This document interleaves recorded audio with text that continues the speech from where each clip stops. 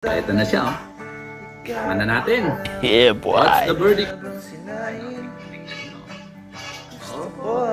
You know? Wow! Sorry.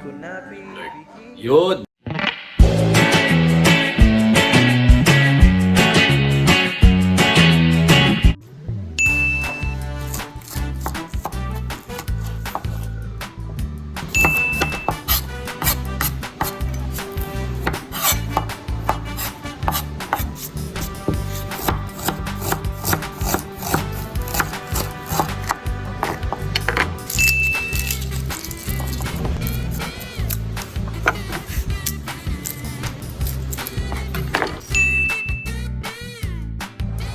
Ngayon, lalagay na natin yung ating mga panimpla para sa ating teriyaki sauce. Need soy sauce. Yan, lagyan natin yan. Then, yung ating mirin.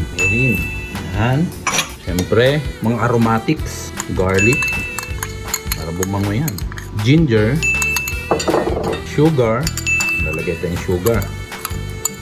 Yan. Sige, lahat na natin. Yan. Mix lang natin para ma-dissolve yung sugar. At syempre yung aromatics, halo yung amoy niyan doon sa ating soy sauce, no? At mirin. Babangin na yan. Lagyan din natin ng konting pepper. Yan, konting salt. Tapos, kuha din tayo nito. Kalahati lang. Yan, marination lang yan. Okay. Yung kalahati itatabi na lang natin yan. Yan. I-make sure natin na lagay na natin itong lahat ng natirang sugar. Make sure natin na na-dissolve natin lahat ng granules ng sugar. Ayan. So, ayan. After nito, set aside natin. Next natin gagawin ay yung chicken naman. Before I forgot, lalagay tayo ng Mamacita's oyster sauce para lalong maging malinamnam. Depende sa inyo, pero ako gusto ko mayroon ito. Pwedeng option nyo yan. So, hindi tayo nakakulong sa isang recipe lang. Kumbaga kung ano yun, by the book, hindi naman. Pwede naman natin mag-explore ng konti. Kaya nga meron tayong innovation na tinatawag. Nag-upgrade yung mga klase ng pagluluto. So, ayan. Yun. So, itabi muna natin to. So, pinaghalo-halo na natin dito yung ating soy sauce, mirin, sugar, ginger, oyster sauce, konting pepper and salt, at saka yung garlic, no? Minix ko na rin para ma-dissolve yung sugar granules, no? Nang humalo siya doon sa liquid. But anyway, ayan po siya. So, isa-set aside na natin ito. Next natin ay yung ating chicken. Pero, una natin ilalagay ay yung ating all-purpose flour. Then, lagay natin yung salt, pepper. Yan. Then, konting salt. Yan. Konti lang. Teaspoon lang. Teaspoon. Yan. Tapos, imimix muna natin siya. Mix, mix, mix. Yan. Mix, mix, mix lang. Then, spread out natin, no? Para mamaya, ilalagay na natin yung ating chicken. Okay? Ito na. Gamitin na natin yung ating hand mixer. Yan. Ito yung chicken. Dip natin konti dyan. Yan. Para may konti lang siyang crispiness mamaya pag niluto na natin siya. Yan. So, ulitin lang natin lahat ng procedures sa lahat ng chicken. Tara. Actually, hindi naman kailangan makot lahat, no? Saktuhan lang. Next. Yan. Yun. Yun. Parang palamang kinakayo to. Ayan. Sensya na kayo. Medyo nagiging sticky siya. Pag na may konti kasing liquid yung chicken, yung meat. But anyway, ganun lang siya kabilis. Diba? Lagay na natin yan dyan. Para ready na. Okay, let's go! Okay, nagpainit na tayo ng ating pan. And then, lagyan na natin siya dahil medyo mainit na. Lagyan natin ng konting oil. Yan. Spread out lang natin para mas sure ball. Although non-stick na yan. So, ngayon, ita-drop na natin yung ating chicken. Isa lang. Ayan. Okay. Pasta naman yan. Kaya okay lang. Dito pa yan. Sakto lang. Hindi naman siya super overload.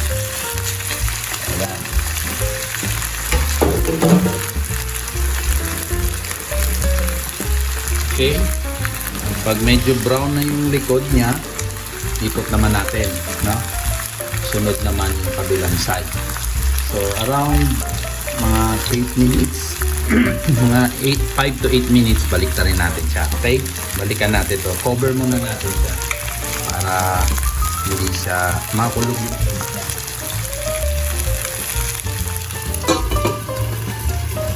A few moments later. Okay, so checkin na natin. I-flip na natin siguro to kasi may 8 minutes na. Yan o. Ganda na itura o, ng brown na yan. Wow, ganda. Yun. Pantay. So, ilutuin natin dito ng around 8 minutes ulit and then flip ulit natin. No? So, balikan natin siya ulit ng around 8 minutes. Okay? Takpan muna natin ulit. A few moments later. Okay, check na natin. Yun. Da. So, tingnan natin ulit. Yun. Ganda ng pagka-brown. Ngayon, lalagyan na natin yung ating sauce. Mahina ang ating. Balik pa rin muna natin ulit. Yan. Lagay na natin yung ating sauce, teriyaki sauce. Yun. Ganda.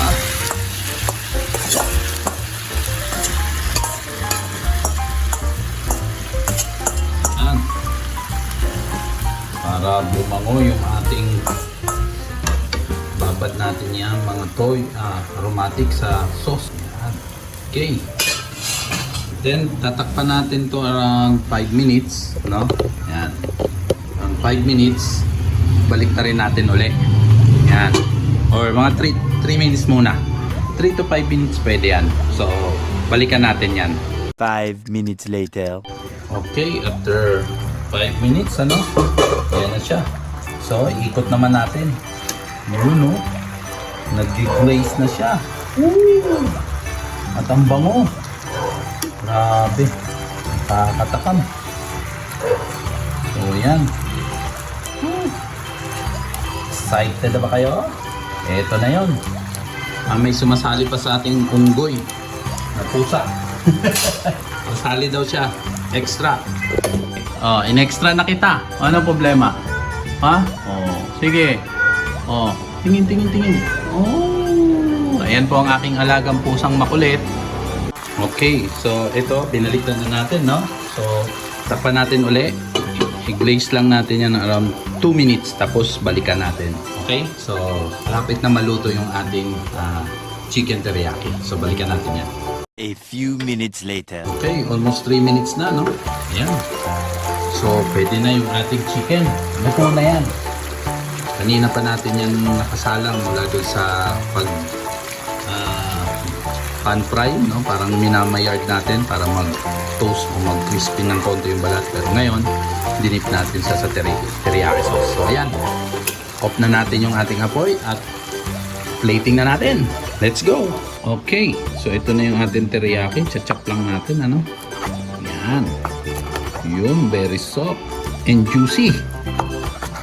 Yun, mag-slide yung kutsilyo natin. Pero anyway, pwede na yan. Hindi natin slice yan, baka madurog pa. Okay, ulitin lang natin lahat ng procedure. I-slice din natin to and then i-plate na natin.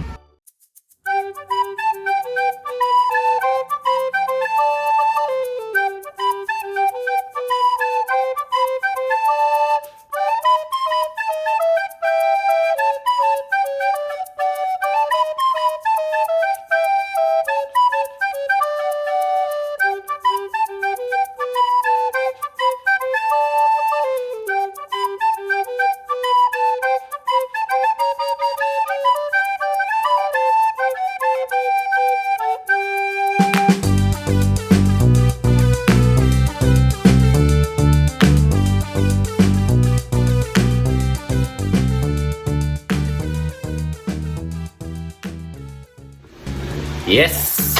Okay, this is it. Ito na yung ating teriyaki chicken. Yahoo! Talaga naman. Nakakatap na ako. So, yan. Siyempre, meron na rin akong sinet aside. Ito siya. Yun. Meron ng veggies para sureball. Healthy siya. Kompleto na. So, excited na tayong tikman nitong ating teriyaki chicken. No? Dito na tayo sa ating portion na tikiman tayo. Siyempre, sino pa ba ang unang tester? Hindi ako. So, ito na siya. Oh. Tikman na natin. Yeah, boy. What's the verdict? Ayan, oh, tignan nyo. Oh. You know. Wow! Sorry. Yun. So, kunwari, commercial. So, yan, oy. Ayun talaga niya. I-slide. But it's sticky man time na portion na, kaya huwag niyo kakalimutan. So, kakain tayo ng parang pang-commercial. Ayan, no?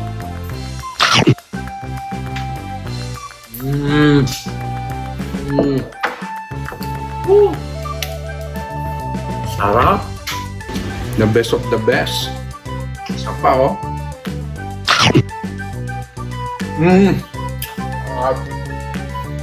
Grabe.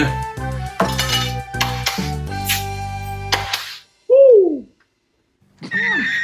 Ayan. Wala na akong masabi kundi mga mamis, please try this recipe para hindi na kayong masyado magastosan kung gusto nyo kumain ng mga Japanese dishes like this, no?